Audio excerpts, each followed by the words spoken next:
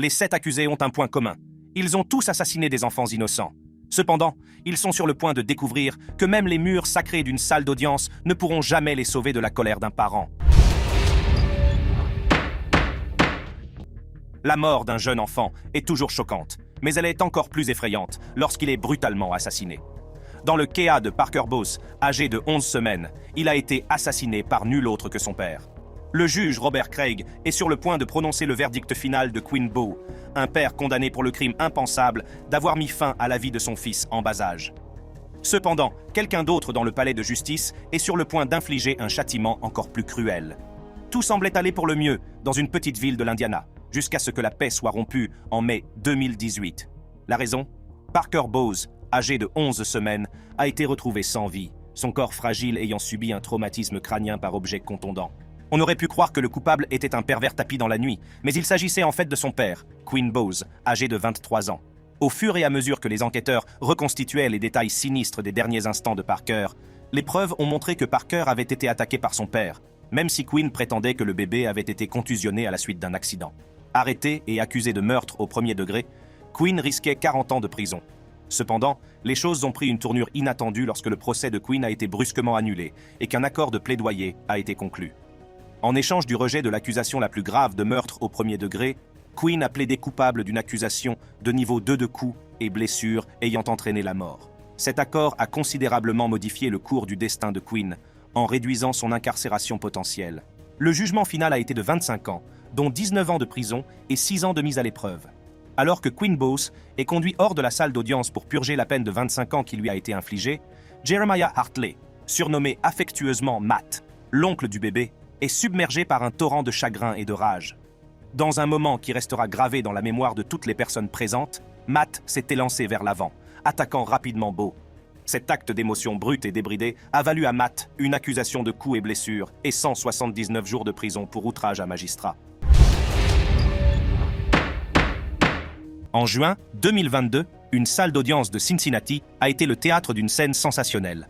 Après avoir brutalement assassiné une mère et son fils de 3 ans, Dezion Brown attend patiemment son verdict dans la salle d'audience. Ce à quoi il ne s'attendait pas, c'est que le père de sa victime de 3 ans lui rende instantanément justice.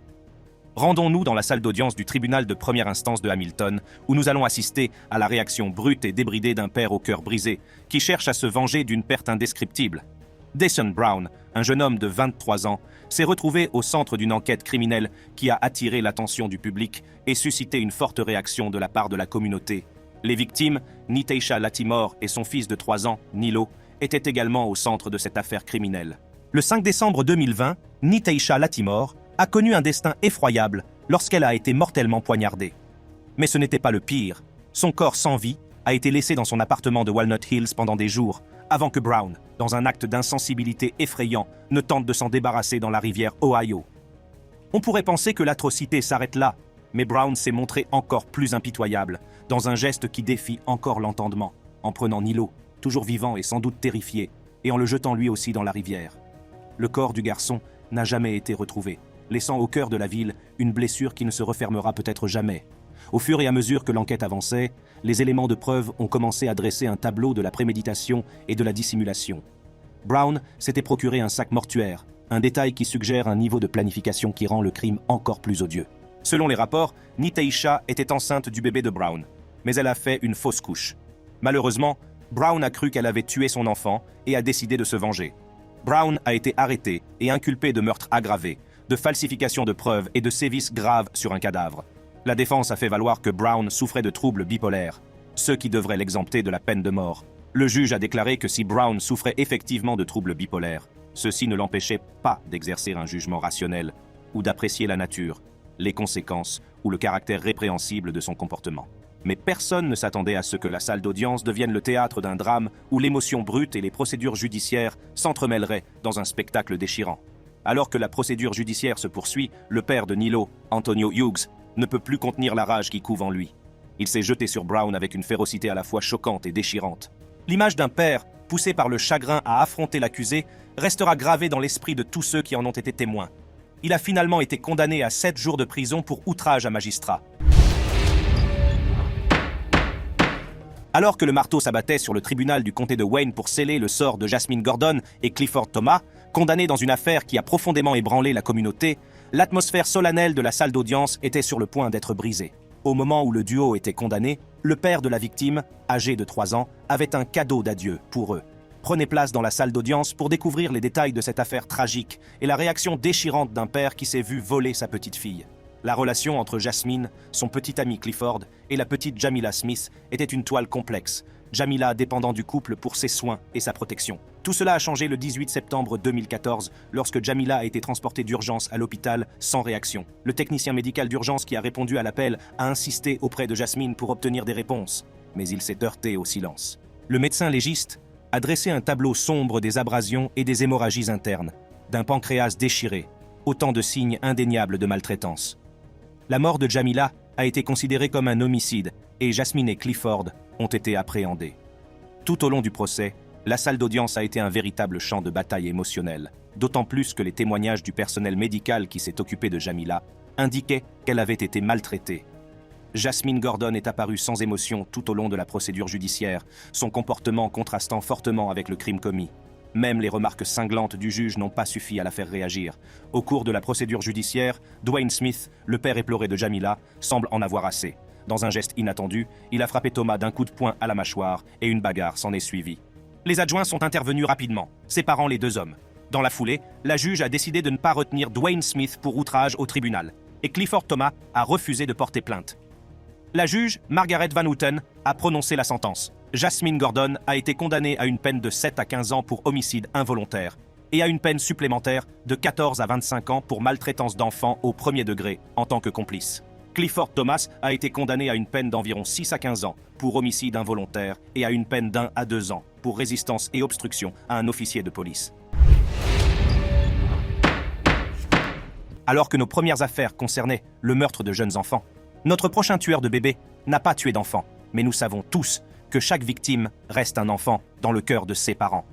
C'est pour cette même raison que Van Terry, le père de l'une des 3 victimes du tueur en série de l'Ohio Michael Madison, a sauté par-dessus une table pour attaquer l'accusé au tribunal, quelques minutes après que le juge a prononcé la peine de mort. Prenez place au tribunal du comté de Cuyahoga où se déroule cette scène dramatique. Michael Madison a sans aucun doute eu une enfance très perturbée, où il n'a pas eu le privilège de bénéficier de la chaleur d'une famille aimante. À l'âge adulte, le nom de Madison a commencé à faire surface dans le monde criminel, avec une longue liste de condamnations pour trafic de stupéfiants depuis le début des années 2000. Mais c'est en 2002 que sa vraie nature a commencé à se révéler. Condamné pour tentative de viol, Madison a été enregistré comme délinquant sexuel, mais ce n'était que le début de sa série de crimes. Le 19 juillet 2013, le monde a découvert les crimes odieux de Madison lorsque la police a répondu à des rapports faisant état d'une odeur nauséabonde provenant d'un garage loué à Madison. Après enquête, ils ont découvert un corps en décomposition à l'intérieur. L'enquête s'est rapidement intensifiée, et les forces de l'ordre ont passé la région au peigne fin. En l'espace d'une journée, 2 autres corps ont été déterrés, l'un dans une arrière-cour et l'autre dans le sous-sol d'une maison inoccupée. La proximité des corps, tous retrouvés à moins de 100 ou 200 mètres les uns des autres, enveloppés dans des sacs en plastique, indique la nature calculée des crimes. Les victimes ont été identifiées. Shetisha Shili, 28 ans, avait disparu depuis septembre 2012. Angela Deskins, 38 ans, résidente de Cleveland, a été portée disparue en juin 2013. Et Shirelda Helen Terry, tout juste 18 ans, a été vue pour la dernière fois le 10 juillet 2013, quittant une école élémentaire de Cleveland où elle avait un emploi d'été. Madison a été inculpée de 3 chefs d'accusation de meurtre aggravés en juillet 2013 et sa caution a été fixée à 6 millions de dollars. Le procès de Michael Madison s'est ouvert le 4 avril 2016 et l'accusation a présenté un dossier reposant sur un ensemble de preuves, brossant un tableau saisissant de la culpabilité de Madison dans les meurtres de Shirelda Terry, Shetisha Shili et Angela Deskins. Madison, cependant, n'a montré aucun remords pour ses actes. Ce geste a provoqué une réaction intense de la part de Van Terry, le père de la victime Shirelda Terry. Accablé de chagrin et de colère, Terry s'est jeté sur Madison dans un moment qui traduit la douleur brute d'un parent qui a perdu son enfant à cause d'un monstre. Terry a ensuite été libéré sans inculpation, son accès de colère ayant été compris par beaucoup comme la réaction d'un père au cœur brisé face à une provocation inimaginable. Madison a finalement été reconnu coupable des 13 chefs d'accusation retenus contre lui. Il a finalement été condamné à mort pour les meurtres des 3 victimes. Au tribunal supérieur du comté de Merced, Devon Motch Wayne, 18 ans, était sur le point de découvrir que sa présence dans la salle d'audience ne le mettrait pas à l'abri des mains rapides de la justice instantanée. Accusé du meurtre de Darius King Grigsby, 9 mois, lors d'une fusillade insensée, Mochwain a plaidé non coupable, ce qui n'a pas empêché l'attaque inattendue. L'agresseur, quelqu'un dont personne ne s'attendait à ce qu'il demande justice. Le 9 novembre 2022, Darius King Grigsby, âgé de 9 mois, a été pris entre deux feux lors d'une fusillade à Merced, qui lui a finalement coûté la vie. L'accusé, Devon Mochwain, lui-même adolescent à peine âgé de 18 ans, est inculpé du meurtre de cette âme innocente. Lors de son arrestation, Mochwain avait d'abord nié son implication dans la fusillade, mais il a fini par l'admettre.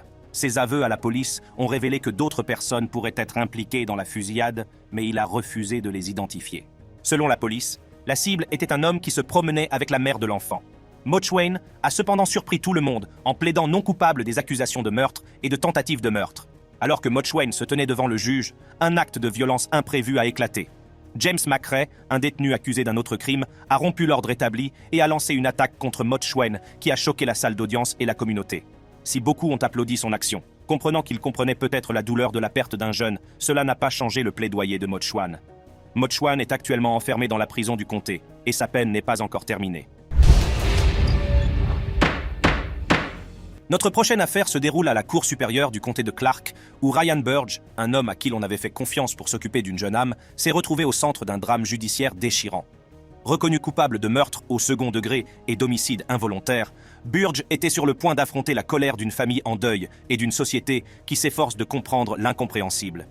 C'est l'histoire de Hartley Anderson, une adorable petite fille de 5 ans qui a toute la vie devant elle, et de Ryan Burge, l'homme à qui elle a été confiée mais qui est finalement devenu responsable de sa mort prématurée. Ryan Burge, un homme de 37 ans, était le petit ami de la mère de Hartley. En ce jour fatidique du 2 novembre 2018, Burge était chargé d'une responsabilité familière, veiller sur Hartley pendant que sa mère travaillait et que ses frères et sœurs allaient à l'école. Hartley et Burge ont poursuivi leur routine, qui incluait une visite à l'épicerie.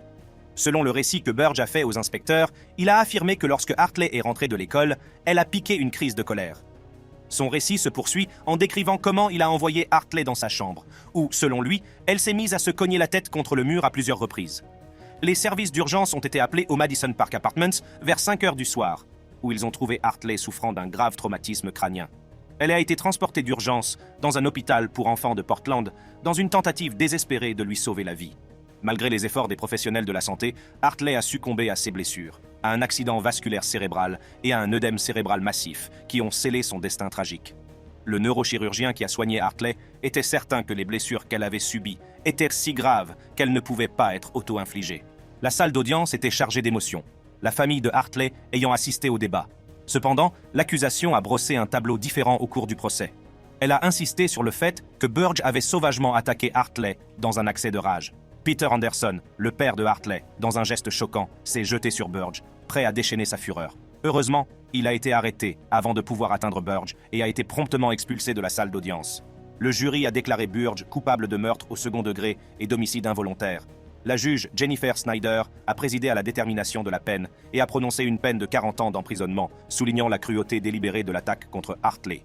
Malgré cette condamnation, cela n'a pas suffi à effacer le sentiment déchirant de douleur que la famille d'Hartley a ressenti.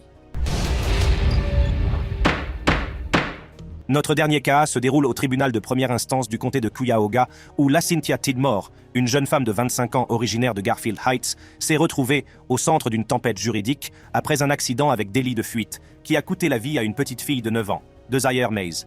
Bien qu'elle n'ait pas été physiquement attaquée par les parents de la victime, elle était sur le point d'assister à une confrontation inattendue et choquante. L'histoire commence un matin de novembre 2017, dans la communauté de Clyde. Desire Mays, une fillette de 9 ans, se rendait à l'arrêt de bus pour aller à l'école. Cependant, alors que Desire traversait Babbitt Road, un véhicule, conduit par Tidmore, l'a heurtée. Plutôt que de s'arrêter pour porter secours ou appeler à l'aide, Tidmore a fui les lieux, laissant la jeune Desire blessée dans la rue. Peu de temps après, le véhicule de Tidmore est découvert dans une station-service voisine, abandonnée, et portant les traces de la récente collision. Tidmore, réalisant peut-être la gravité de ses actes, a pris des dispositions pour se rendre à la police. Elle a été inculpée d'homicide aggravé au volant et de refus de s'arrêter après un accident. L'enquête n'a révélé aucun antécédent criminel susceptible de laisser présager un tel comportement. Lors de la première audience de détermination de la peine, Tidmore a affirmé qu'elle ne s'était pas rendue compte qu'elle avait frappé un enfant. Malgré cette affirmation, le système judiciaire a reconnu Madame Tidmore coupable des faits qui lui étaient reprochés. Après avoir plaidé coupable d'homicide aggravé au 3e degré et de ne pas s'être arrêtée après un accident, Madame Tidmore a fait face aux conséquences de ses actes dans une salle d'audience présidée par le juge Peter J. Corrigan de la Common Pleas Court du comté de Cuyahoga. Juste avant sa condamnation, la mère de la victime a eu des mots cinglants pour la Cynthia. Des mots qui se sont révélés encore plus brutaux que les poings. Le juge Peter J. Corrigan a initialement prononcé les peines maximales consécutives pour les 2 chefs d'accusation. Cependant, un appel a conduit à un réexamen de la peine. En fin de compte, Tidmore a été à nouveau condamné à 8 ans de prison, la peine maximale possible pour les faits qui lui sont reprochés. En outre, il a été décidé qu'à sa sortie de prison, elle serait soumise à 3 ans de contrôle obligatoire après sa libération. Pour souligner la gravité de l'infraction, le permis de conduire de Madame Tidmore a également été suspendu à vie. Chacune de ces attaques judiciaires met en évidence la profondeur de la douleur que peut infliger la perte d'un enfant. La triste réalité est qu'aucune punition n'est jamais suffisante pour effacer cette douleur. Si vous avez trouvé cette vidéo déchirante, cliquez sur les cartes qui s'affichent sur vos écrans pour en voir d'autres du même genre.